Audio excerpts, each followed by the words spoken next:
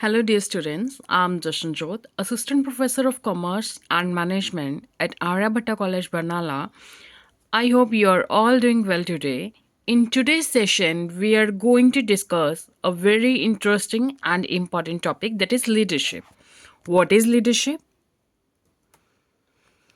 The ability to influence a group toward the achievement of a goal, that is called as a leadership.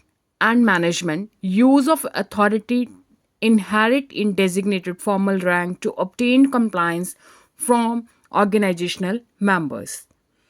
So basically we can say the leadership is the ability to influence any individual or any group to towards to achieve their goal, the goal of the organization, their individual goal. So, first of all, we are moving further towards leadership theories. Basically, there are three theories. The first theory is the trait theories. The trait theory of leadership is a theory that considers basically some traits based upon their personality, social, physical, or intellectual. Basically, these traits differentiate leaders from the non-leaders. As per the trait theory, these are the basically some listed leadership traits. The first is the ambition and energy. The second one is the desire to lead. The third one is honesty and integrity. The fourth one is self-confidence. The fifth one is intelligence. And the last one is job relevant knowledge. Basically, but trade theory says the leaders are born, not made, and this is one of the major limitation of this theory. And as per beside this limitation, there are a number of another limitations in this theory. First of all, this theory says the no universal trait that predict leadership in all situations. The trait predict behavior better in weak than strong situations. And the third one is the unclear evidence of the cause and effect of relationship of leadership and traits. The trait theory can be a better predictor of the appearance of the leadership than distinguishing effective and ineffective leaders. Then moving towards the after knowing about the limitations, when we found limitations in one theory, then we jump to the another theory which basically formed to remove these kind of limitations. The second theory, that is the most important theory, that is the behavioral theories. In behavioral theories of the leadership, the theory is proposing that the specific behaviors differentiate leaders from the non-leaders. As we all know, in trait theory, we learn that the leaders are born, not made, but behavioral theory says that the leadership traits can be taught. Moving towards the first behavioral theory, that is the Ohio State studies. This is basically based upon two kind of differentiation. That is, first is the initiating structure and the second is consideration. In initiating structure, the extent to which a leader is likely to define and structure his or her role and those of subordinates in the search for goal attainment. And in case of consideration, the extent to which a leader is likely to have job relationship characterized by mutual trust, respect for subordinates' ideas, and regard for their feelings. Then moving towards the second theory, this second theory study, that is the University of Michigan studies, which is also based upon two kind of oriented leaders. That is, the first is employer oriented and second one is production oriented. In employer oriented, we emphasize on the interpersonal skills, how we are taking a personal interest in the needs of the employee and accepting individual differences among members. And in the production oriented leader, where we only emphasize on the technical or task aspects of the job. After doing this, we are moving to the next one, that is the managerial grid, that was propounded by the Blake and Moten. And this theory is based upon the grids, that is the a 9 by 9 grid in which 9 rows and 9 columns, and the one pattern shows that the impoverished management, where the low concern for the production and the low concern for the people. And after moving towards from 1 1 to 9 to 1, where the concern for production is too high, on that is we can say the concern for the production is on peak, but here we can say that the concern for the people is very less. So this is basically based upon the task management. That is, we are only emphasize on the task, on the production, not on the people. And after that, we are moving towards a 1 9 pattern, which is known as the country club environment. Here, we can see that the concern for people is too high and the concern for production is very low.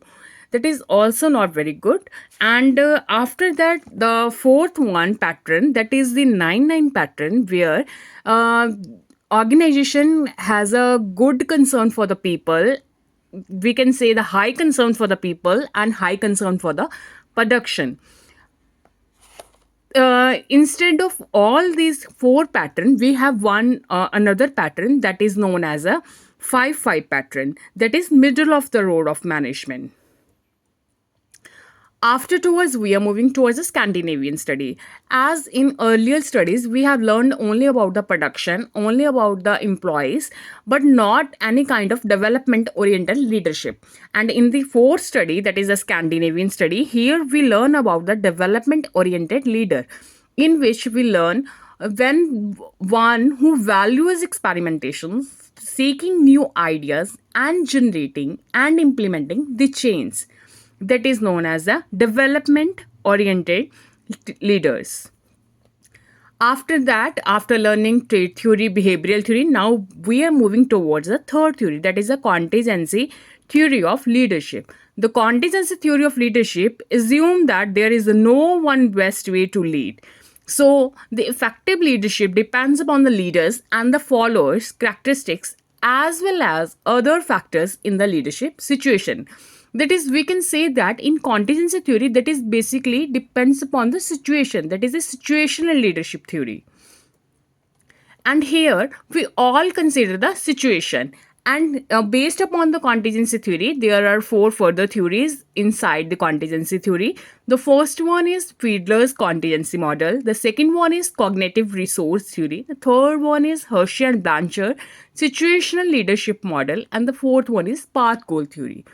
Assumptions underlying the different models, the Fiedler says the leader's style is fixed, and others said that the leader's styles can and should be changed. So moving towards the central features of the contingency theory of leadership. Best way. So this theory says that there is no one best way to lead. And as for the leadership style, different leadership styles are appropriate for different situations. That is based upon the situation. And third one is the middle ground. The contingency theory stresses the view that there is some middle ground between the existence of universal principles of leadership that fit all situations, and the second one is each situation is unique and therefore must be studied and treated as unique. So moving towards the first model. Before that, we are discussing two more factors, that is focus and adaptability. The focus, basically the contingency theory of leadership focus on three variables: leadership style, followers motivation and skill, and nature of task. And in adaptability of leadership style for an individual leader, this theory assumes that leadership is changeable, that can be changed and should be variable for different situations. That is, we can adapt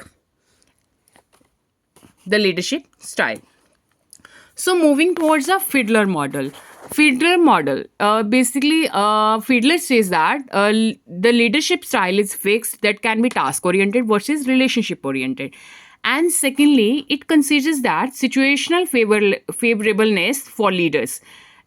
This basically depends upon the three parameters. The first is leader member relations, second is task structure, and third is position power. And here are some key assumptions, that is, leader must fit situation.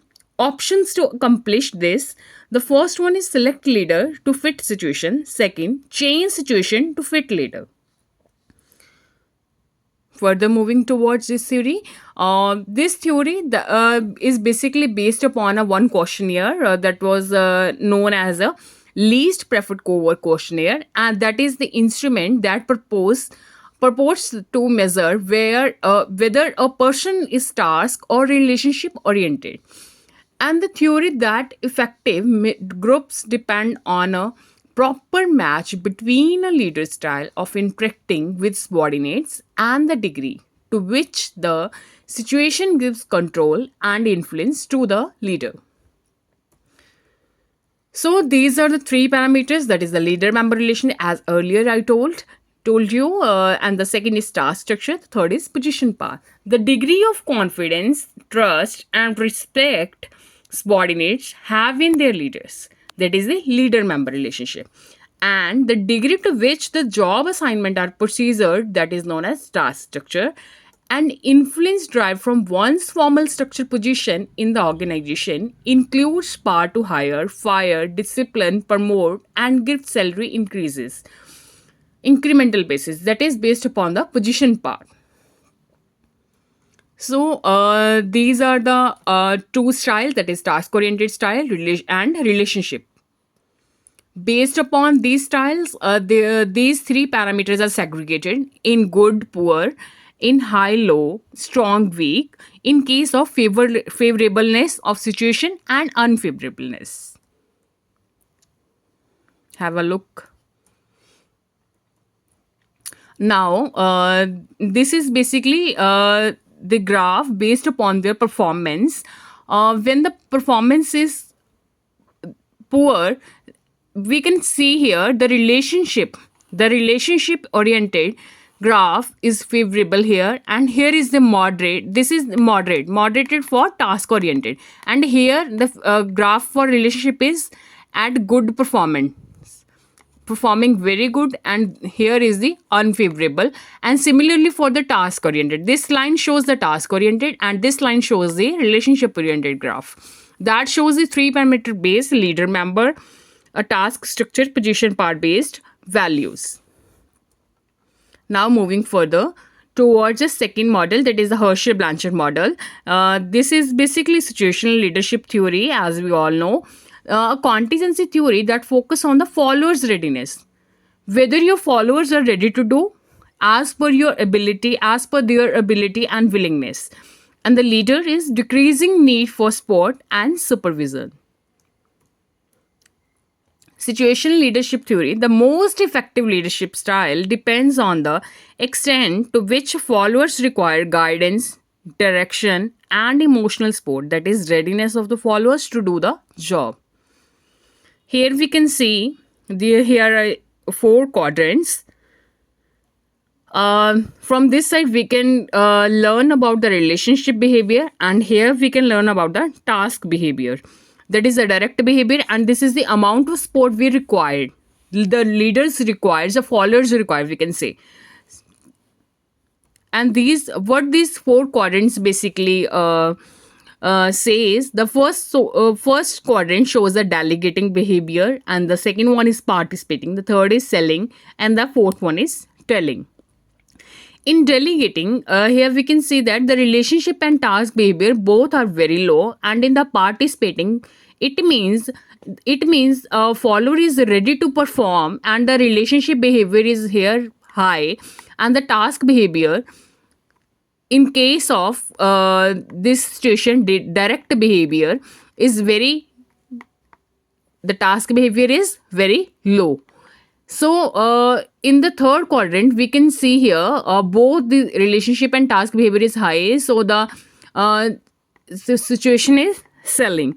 And in the last is where the task behavior is high, but the relationship behavior is very low, that is telling. Moving further towards the third theory of the contingency model, that is the leader member exchange theory. in which we can say that the leaders create in groups and out groups, and subordinates with in group status will have higher performance ratings, less turnover, and greater satisfaction with their superior. That is the leader member exchange theory.